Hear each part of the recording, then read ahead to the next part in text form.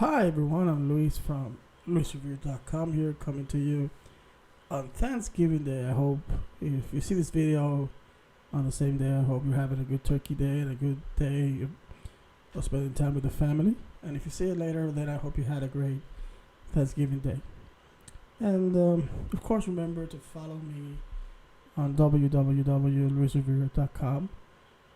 Follow me on Instagram, Luis Revere, Facebook, also Luis Revere, and just talk about movies, talk about music, talk about some TV shows, and this is a special kind of episode because I have seen a few films that I want to get into reviewing, but I want to do that video tomorrow because tomorrow I'm gonna see another film, and I'm gonna want to include it. So I'm gonna focus on this episode on one thing,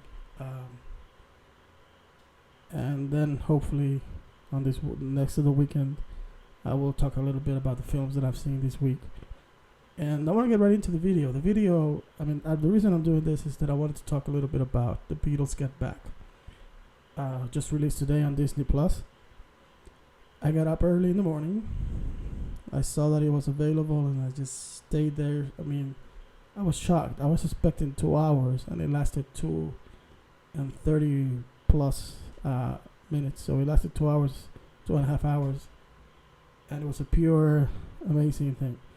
I have to first congratulate Peter Jackson because I think he did justice to the history of the Beatles, to what the Beatles are about. I think he did justice to the footage, and I think he did justice to the fans. And I'm gonna get into that pretty soon. The first episode, I liked how it started because it kind of gave us like a fast summary of where the Beatles were up to that point where they were gonna do Let It Be.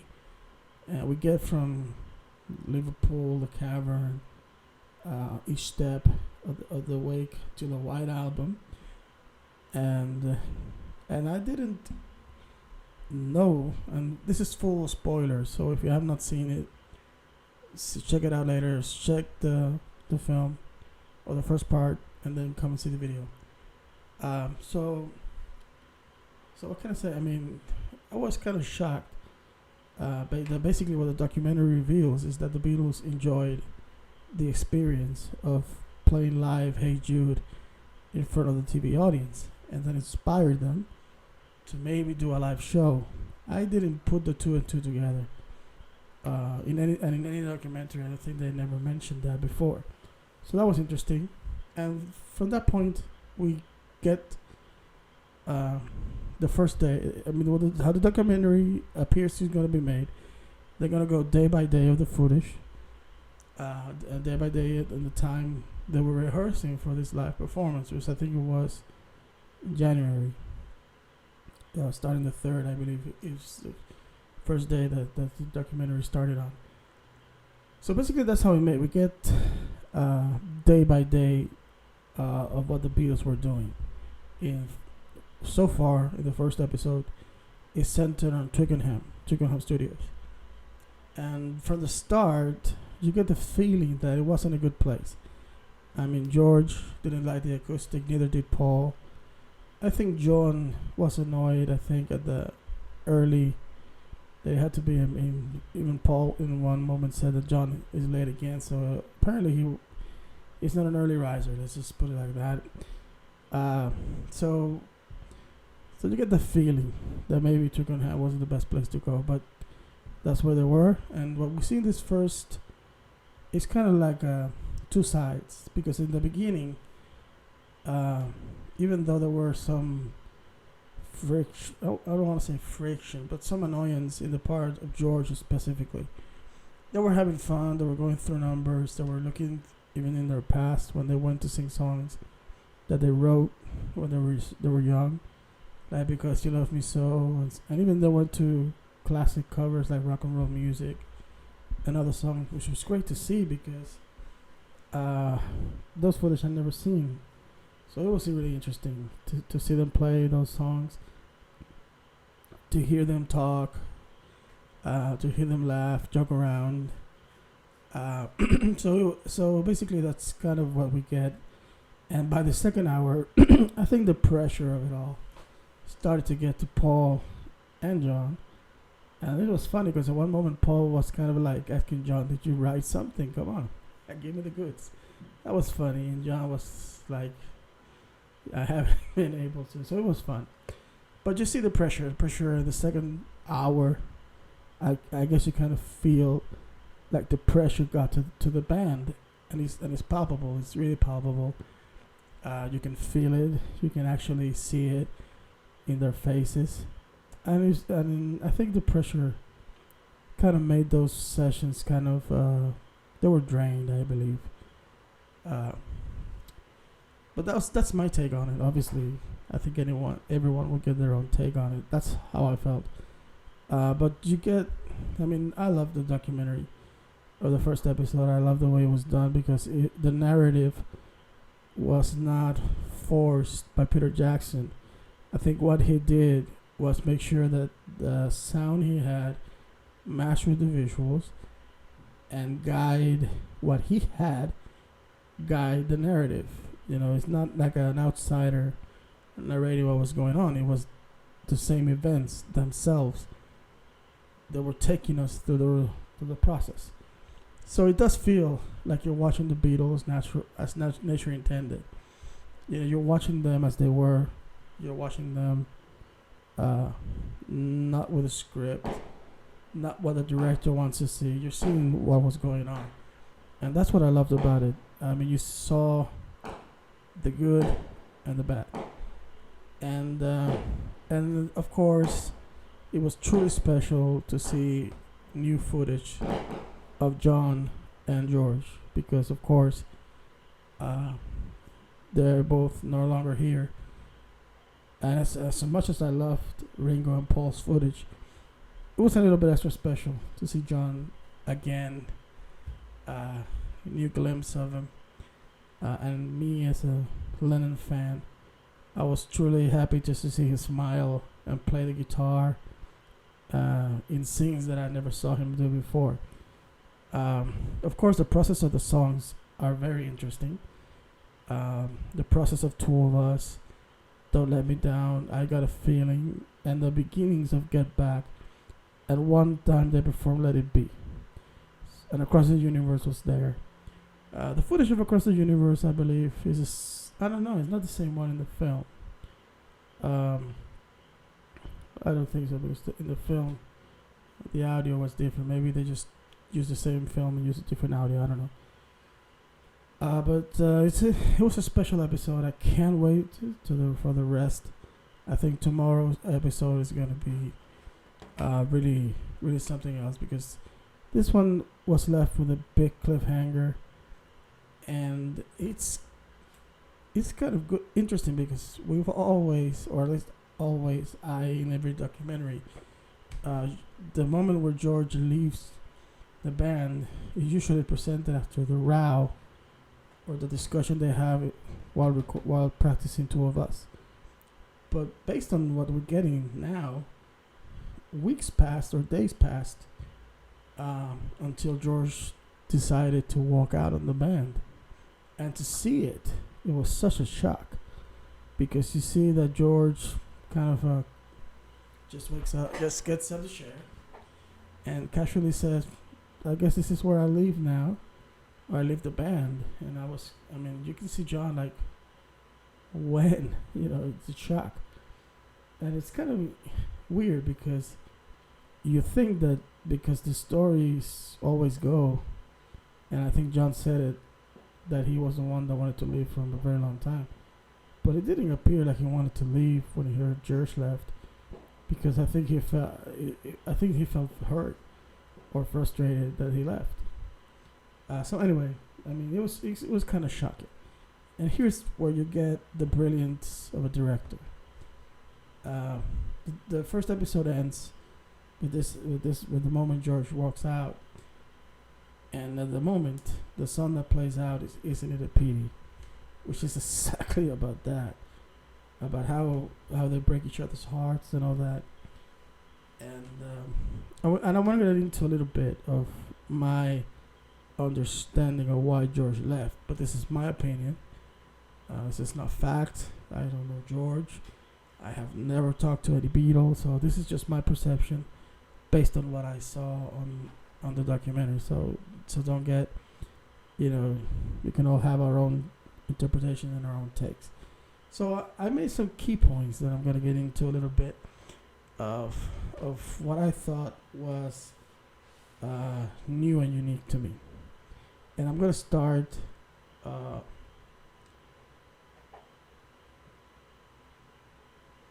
I'm gonna start with one thing that shocked me the most. Well, not shocked me, but changed what I thought. And it's about Paul. I had the idea that Paul, during the Let It Be sessions, was really like a tyrant and like this big boss man ordering them around. And yes, in a way, but not like I thought. I don't think he meant anything bad by it. And the bad thing is that it was mostly directed at George. And I think that's a point I'm going to do later, but that's, I think, contributed to him leaving.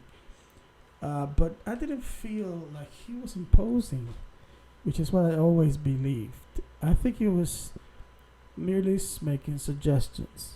And what I felt that maybe frustrated Paul was that, no one gave ideas back.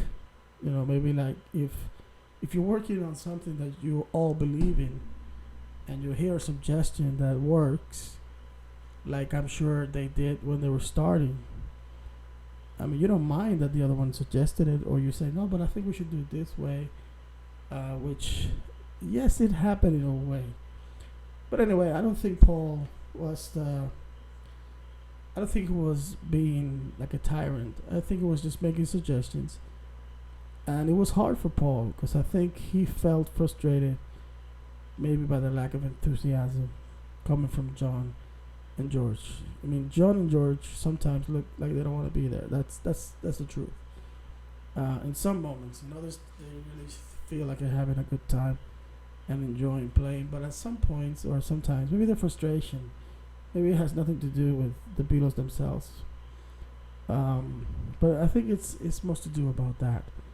And I was kind of happy that I saw this side of Paul, at least in this episode, where I didn't feel like he was mean or he was, based on this, maybe in some other tracks, he was a tyrant.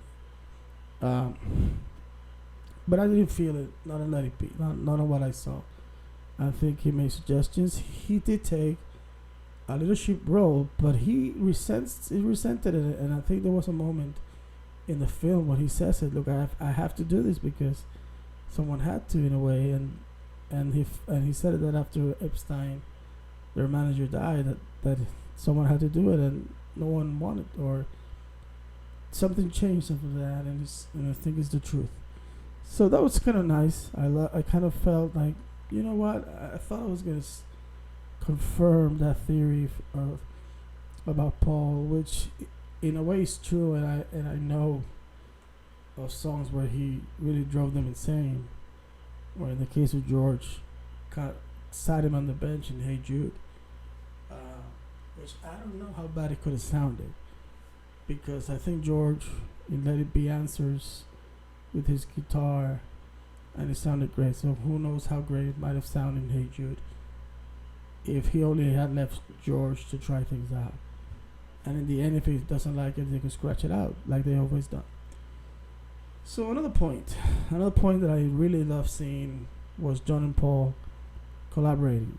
I mean, you get songs like Give Me Some Truth, which John says, shall we work on it? So he's inviting him to work on it, even though in the end it became a song John used as a solo artist. But you get to see them working together a lot, like in I Got a Feeling, even in Get Back, even though it's mostly known as a Paul song. You have to now say that he contributed or collaborated in the making of the song, even if the sole credit goes to Paul, which is not true. There's always to Lennon and McCartney. But that was great. I mean, I love seeing them work together. I love seeing them sometimes talking. And one of the most moving moments for me was when George left. When the three of them kind of go into the corner to talk, so they're not listened to. When they hug each other or kind of like form this huddle, it shows that there was still a bond there, no matter what was going on. Other things that didn't bug me was the presence of Yoko. I thought, and I'm sure that during the White Album, maybe it caused a little bit of like what she's doing here. But in Let It Be, I didn't see her. She did not interrupt. I mean, she was just sat beside John. I don't think that's something that could be that bad. And then I think it's good because all the other Beatle wives went to the sessions, and it seemed like they had a good atmosphere, like a family atmosphere. And I don't think it's what has been famously told. I don't think she split the Beatles because she hardly talked. Another point that I want to get into is George. George left, and the first point that I need to make is that I think George, I think he just reached a certain point that he couldn't take no more. Maybe not playing in Hey Jude because Paul didn't want him. I think he, even though he seems fine in the video of the recording of Hey Jude, I think it hurt him, and any advice, I think he received it as criticism. And one thing that kind of made me sad or amazed, is that I think he just wanted the guys to tell him, "You're good," just like Ringo when Ringo left, and he didn't get that. I think George didn't get that. He didn't get it from John, Paul, or George Martin. And I think George Martin should have been more partial. I think he was more inclined to Paul and forgot about the rest of the band in a way. But anyway, I believe George, it was sad to hear George say that in the songs that they needed an Eric Clapton. And it was great hearing John who said, no, we need George Harrison. Kind of reassuring that it's you who we want, who's you who we need. But there was so many moments where George was saying, I can't do this. You should get Eric Clapton. He was saying it, and he said it a few times. I think the band needed at that point to reassure him a little bit more. I think they needed to take his songs a little more seriously. He gave great songs for those sessions. All Things Must Pass. It's one they passed out, and I'm sure there were a lot of other more. But I think he just couldn't take no more or whatever. I think they were not feeling not appreciated as much, and I don't think he was talking about being on the same level as John and Paul. But it's nice to hear someone say, "Oh, this song is good. Let's work on it," and work on it with the same enthusiasm as you do your own. And I think that didn't happen as much as, and there were scenes in the documentary where John wasn't interested in I'm in Mine. So that was hard to see, and that to me, I think it's why George left. I don't think it was something so awful that happened in the session itself. I think it was just accumulation, and I think if you see the face of George on the last rehearsal when he left, you can see in his face like he was trying to give it a new air, but he couldn't because his hair couldn't travel. So it's really something, I think, and it was really sad to see the moment he left, and it's really kind of intriguing because the documentary ends when it says that they had a meeting in George's house and it didn't work. So that's where it ends. So now we got to see in this second episode how they fixed it, how they got George to go back into the group, because yes, we all know he came back.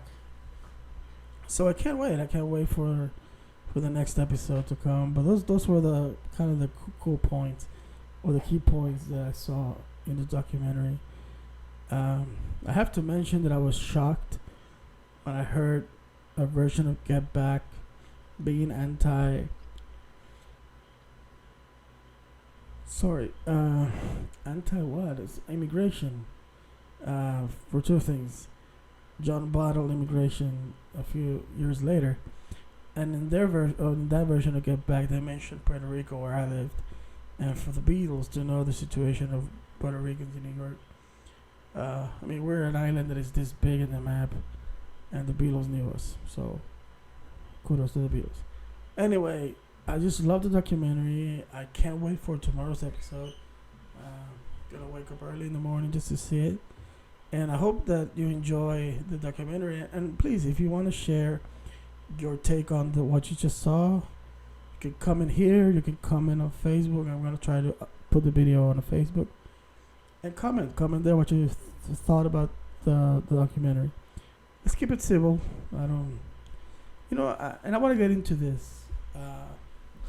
I've read a few comments from a lot of people complaining that it's on Disney Plus and not on movie theaters. And I do want to say that I understand that Walt Disney is not a saint company. Yes, they have like this huge monopoly, if you want to say it like that. I don't know.